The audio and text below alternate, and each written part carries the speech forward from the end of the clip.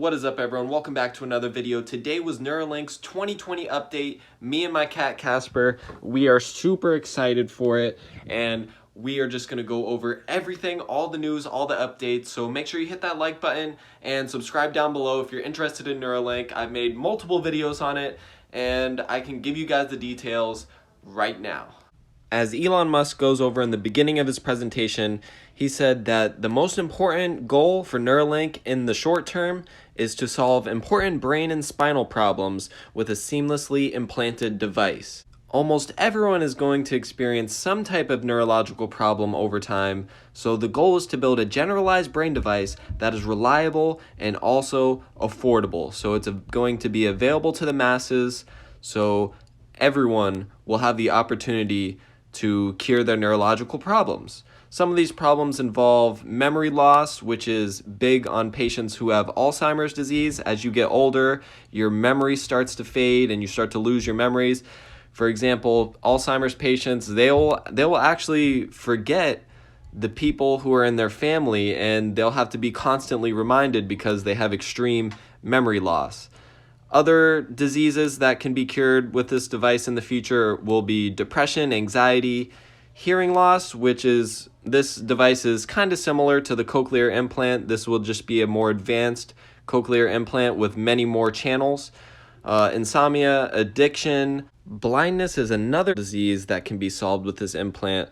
Now, there currently isn't really a prosthetic eye device.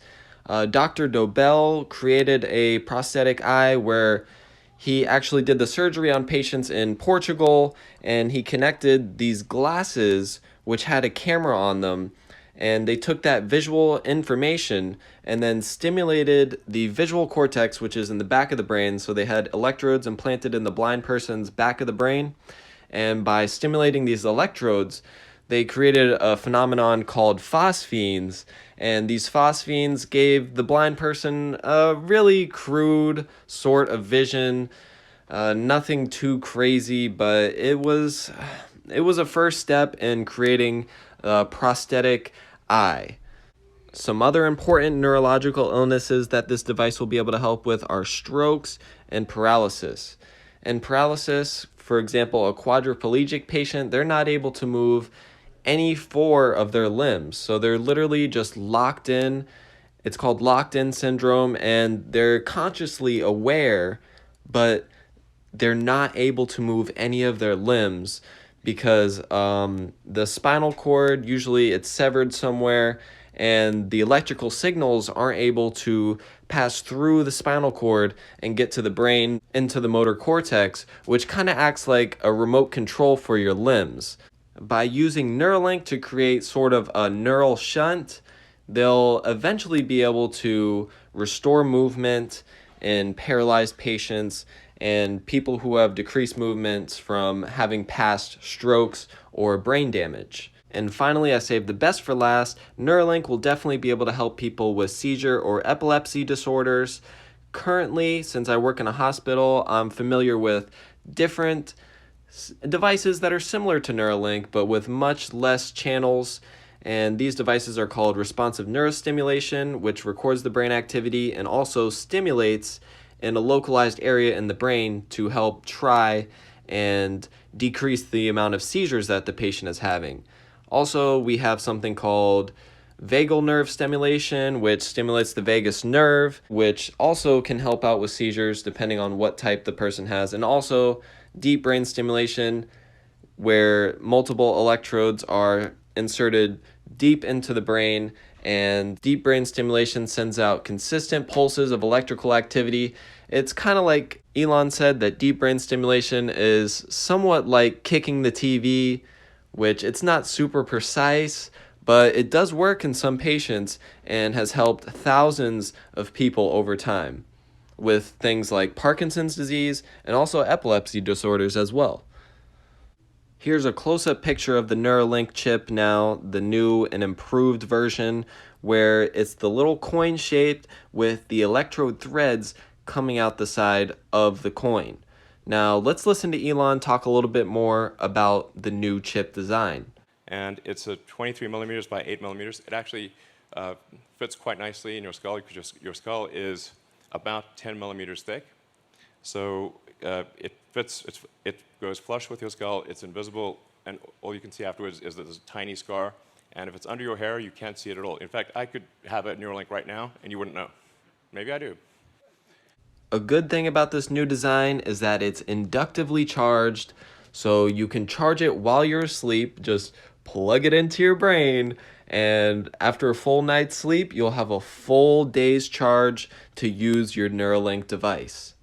If you're worried about the surgery and thinking, how am I going to get this coin-shaped thing into my skull and how are they going to put threads in, here's a good step-by-step process of how this, a basic overview of how the surgery will work. They will pretty much open up a flap of skull, cut it out, and then implant the coin-shaped Neuralink chip. And with the threads implanted into the brain, the cortex, the coin will cover up the skull and it'll be like nothing ever happened. It will just be a little scar, nothing too crazy, especially if you have hair. If it's a bald person, you're going to be able to see that there is a Neuralink chip implanted, but since most people have hair, I think this will be pretty widely accepted and not that big of a problem, especially if it's covered up. I'm sure all this sounds great to you guys, but the question on everyone's mind is, does it actually work? Well, Elon showed an example today of where he used pigs. They had a Neuralink chip implanted into a pig, and they were able to record their brain activity perfectly. Here's a picture of the neural spikes of the pig. It's a high energy pig. All right, Gertrude, thanks for coming out. So what the beeps you're hearing are real-time signals from the Neuralink in Gertrude's head. So this Neuralink connects to neurons that are in her snout. So whenever she snuffles around and touches something with her snout, that sends out neural spikes, which are detected here. And so on the screen, you can see each of the spikes from the 1,024 electrodes. And then if she snuffles around, touches her snout in the ground, or you kind of feed her some food, pigs love food, then you can see the neurons will fire much more than when you're not touching the snout. And that's what's making the beeping sound. All right, cool. So as you can see, we have a healthy and happy pig, initially shy, but obviously high energy and you know, kind of loving life. And she's had the implant for 2 months. So this is a healthy and happy pig with an implant that is 2 months old and working well. Yeah.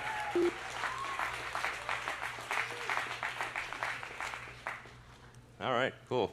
They also demonstrated that in the pigs, they were able to implant the device and also take the device out. They were able to take the device out of the pig without harming the pig in any way. The brain is fully functional and working good. So if you wanted to get an upgrade of a Neuralink chip, so if you get version 1 and let's say you want to get the version 7 because you're able to read and write from 1 million electrodes instead of 100,000 electrodes, so it's a order of magnitude of 10 times greater, you're going to want to upgrade. So the fact that they're able to take this chip out and also be able to implant another one in without harming the brain, that's pretty impressive.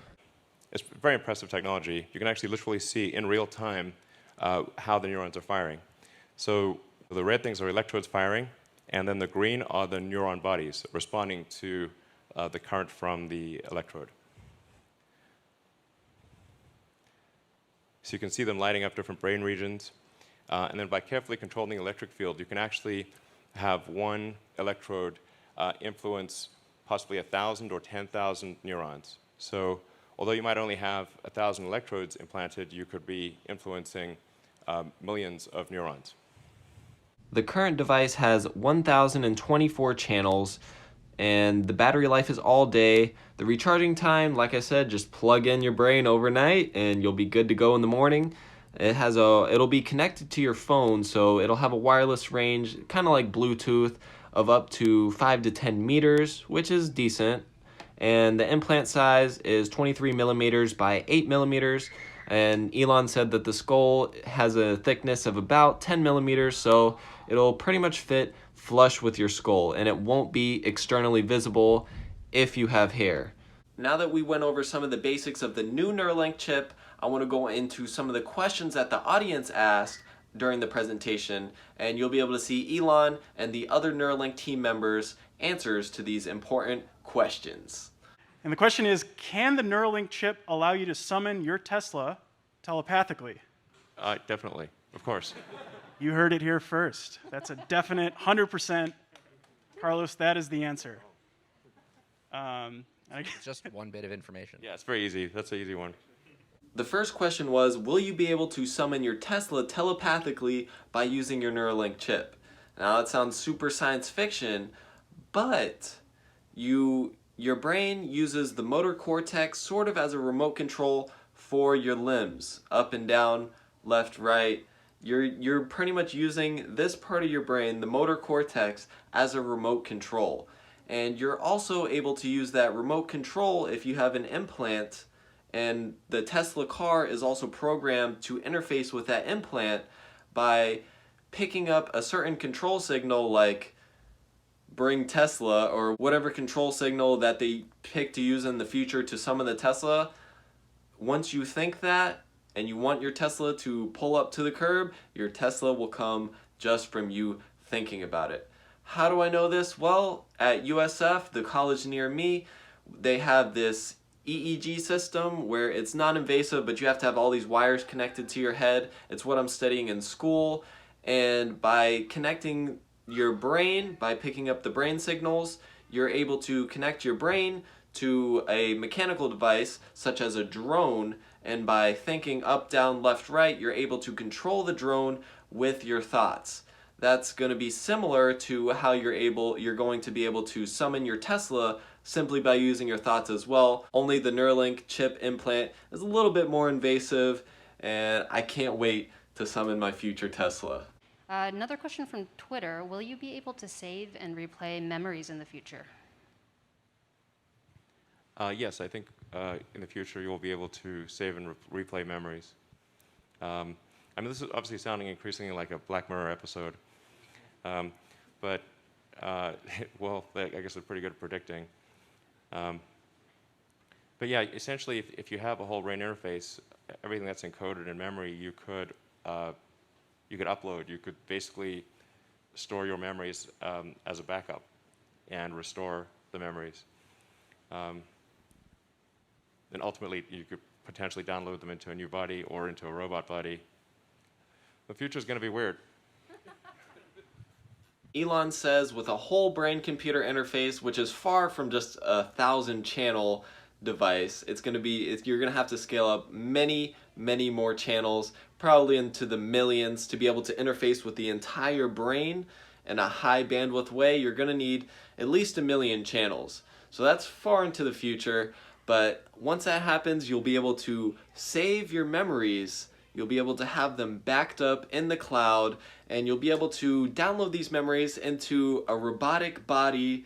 So that sounds super science fiction-y, and I'm definitely going to save my memories in the year, let's say 2077, when we have all this technology perfected. I'm going to put my memories into a robotic body, and then I'm going to send that robot, who is pretty much me, the future me, because I'll be old, wrinkly, my body's going to be degrading, but my future robot self with all my memories, I'm sending him to Mars, and he's going to start off a new life with the starting point of my biological body, my memories. My robot copy is going to have a silicone substrate for its neural network, which is much more durable than a carbon substrate for my neural network, which is what humans have, a carbon substrate. And with that silicone substrate, it's going to be much much more durable, and it has the ability to be backed up. So even if that robot body dies, my memories can still be uploaded into a different robot shell, and then that robot can continue on my life. One thing I think people don't really think about is death, and it's coming for all of us. And if you can upload yourself into a robot and have that continue on your life, and robots are much better suited for space travel than humans. Space is very hostile to humans, which is a big reason why it's so hard to get to Mars. So if my future robot son can go to Mars and continue life there, I will be very happy with that. Awesome. This next question is from This Is Rex. They're wondering, can this device be used to explain consciousness? In the long term, of course. I can certainly shed some light on consciousness. So this is a really interesting question. I think the answer is yes. And I think one of the reasons that consciousness is so hard is because, like anything in physics, you're looking at a mapping from X to Y, where X is the neuronal correlates, it's the thing that's happening then physically, and then Y is this phenomenal state. And historically, we've been unable to observe the neuronal correlates very well, and unless it's in you, we've been unable to observe the phenomenal state. So as soon as neuroscientists are able to personally get these tools where they can see the correlates and they can have the experience, I think the hard problem will vanish very quickly. What I find remarkable is that the universe started out as like quarks and leptons, we'll call it like hydrogen, and then after a long time, well, what seems like a long time to us, the hydrogen became sentient. It gradually got more complex, and then but we were basically hydrogen evolved, and somewhere along the way that hydrogen started talking and thought it was conscious. I like the joke that it turns out that if you bombard Earth with photons for long enough, it'll emit a Tesla. Exactly. Yeah, that's exactly what happened.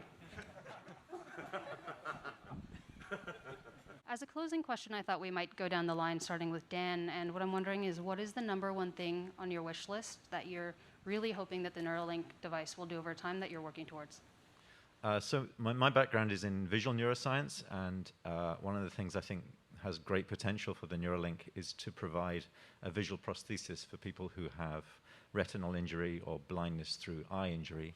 You can essentially plug a camera directly into the visual cortex and stimulate with an enormous array of thousands or maybe tens of thousands of electrodes to recreate a visual image.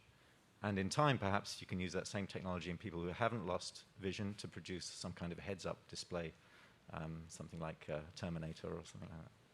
Wonderful. In fact, it's worth saying that like over time we could actually give somebody supervision, like you could have like ultraviolet or infrared, or see in radar. You could basically name your frequency. You can just dynamically adjust the sensor or have sensors that feed into the visual cortex across a wide range of frequencies and actually have superhuman vision. So for me, telepathy. So I think it's incredible amount of effort to put your thoughts into a set of words, and it comes out completely compressed. So being able to do that seamlessly without being able to compress it with all of the mechanisms would be great. Yeah, it's like just I'm sorry to add further to that. In fact, when I did the Wait But Why article, I think Tim thought I said consensual telepathy, but I said conceptual telepathy. I would presume it would be consensual, because you definitely don't want just people, sending stuff into your brain without your consent. But a lot of our brain thought capacity goes into compressing our thoughts into words. And then you think of like the data rate of words. Words are a very low data rate. And we're putting a tremendous amount of mental energy into compressing the concepts and thoughts in our head into words, and then slowly talking. Speech is so very, very slow. And we could actually send the true thoughts. We can basically have far better communication because we can convey the actual concepts, the actual thoughts, uncompressed to somebody else. So non-linguistic, consensual, and conceptual telepathy. Exactly. Non-linguistic, consensual, conceptual telepathy. There we go.